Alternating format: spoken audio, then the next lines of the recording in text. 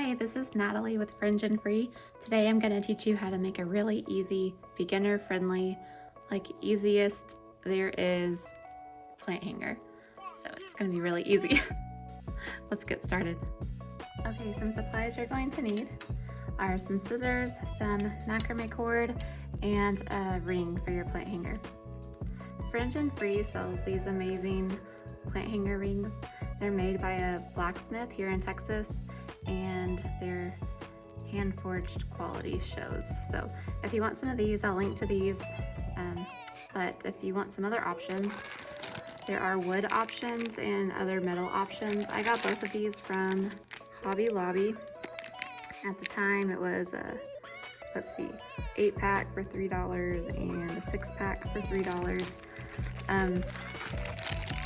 Wood is really popular. I don't recommend it. Over time, this wood is untreated and it can crack and break, and if you have a really nice pot, then that's just a bummer. I really recommend you go with metal, or at the very least that you finish the wood before you use it. So for our cord, we're going to need to cut 4 pieces of cord, and they need to be 8 feet long each. And you can use a 4mm, 6mm, maybe even up to an 8mm, depending on what kind of look you're going for.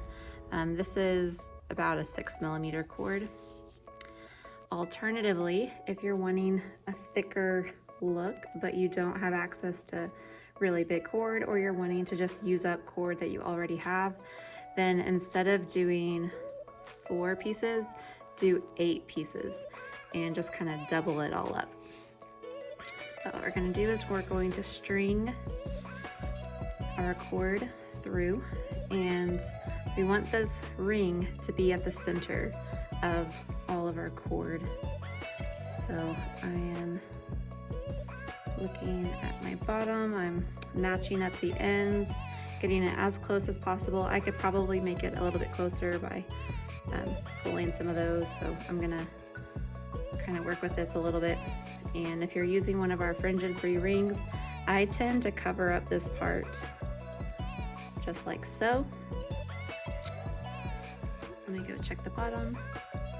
So ideally, if you cut your cord really well, they're all 8 feet exactly, you'll be able to find the midpoint and the ends will be very close to each other. Mine are not, but I'm gonna trim it at the end, so I'm not worried about that. Now we're gonna take all of the cord and we're going to make one overhand knot. And chances are that you've already made this knot many times, you just haven't named it. So really it's just that.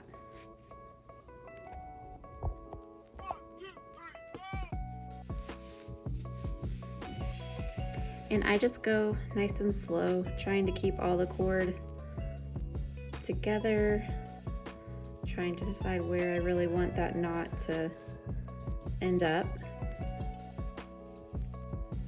Trying to keep a shape that just seems right. So you notice some of them are a little bit more loose than the others. There's an easy solution to that.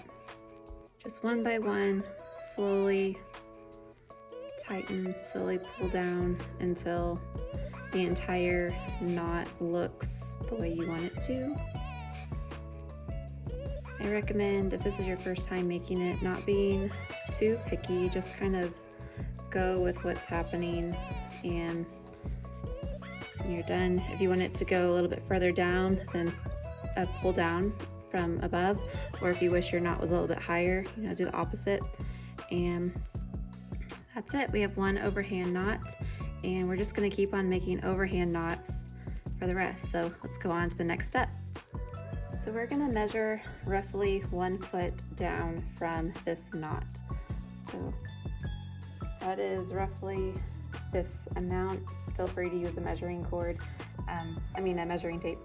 But we're just going to take, so we know the first row of knots, it's going to be about at this level. Take 2 cords that naturally are already beside each other. So these 2 are already right beside each other. we're gonna do one overhand knot with these two.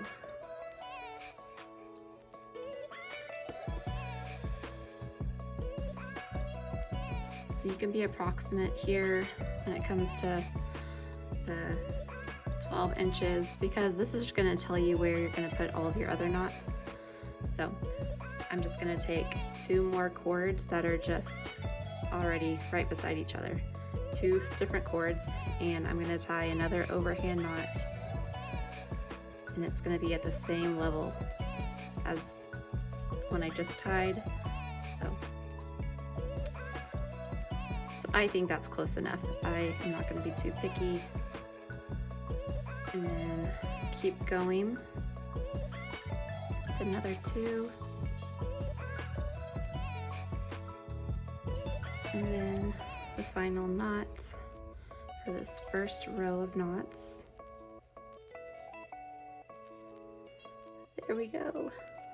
Okay, so now we're going to do the second row of knots.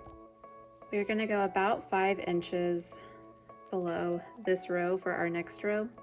So take 2 overhand knots that are lying beside each other, bring them out, and take 1 cord from each. And then we're going to forget about the other 2 for a minute. We're just going to tie another overhand knot only with these 2.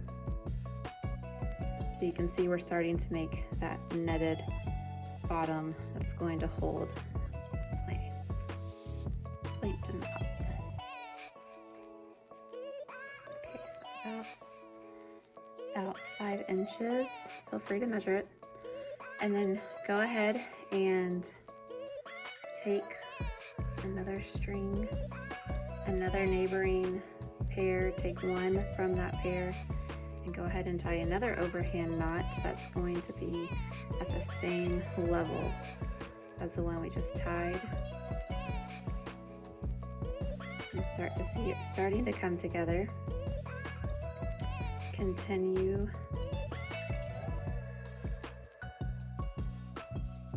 with the third, and then the fourth.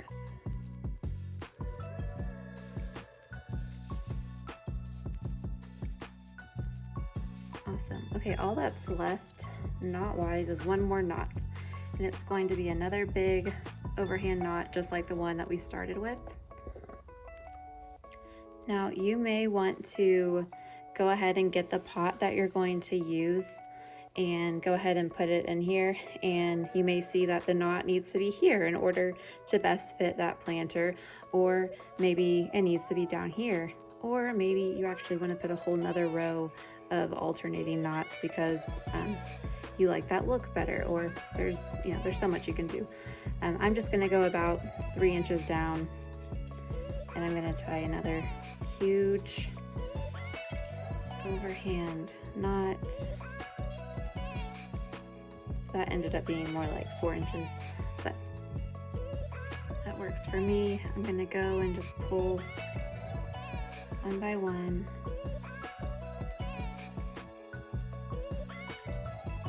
And then I'm going to take my scissors and I'm going to take my tail and I'm going to trim it. And I just decide the length based on the shortest one. So there's the shortest one, and it's starting to uncome, like the fringe is starting to come undone. So I like to cut it right before that. That way all of the fringe can kind of come undone together. It's a little bit more even. And so she's trimmed, she's done. Pop in your pot with your plant or your faux plant or even a cute stuffed animal plant. And there you go. The easiest plant hanger there is. And don't forget, if you are looking for any macrame supplies, visit fringeandfree.com. We have all kinds of macrame supplies, and visit our blog, Learn Macrame. And I hope that you end up really loving this craft.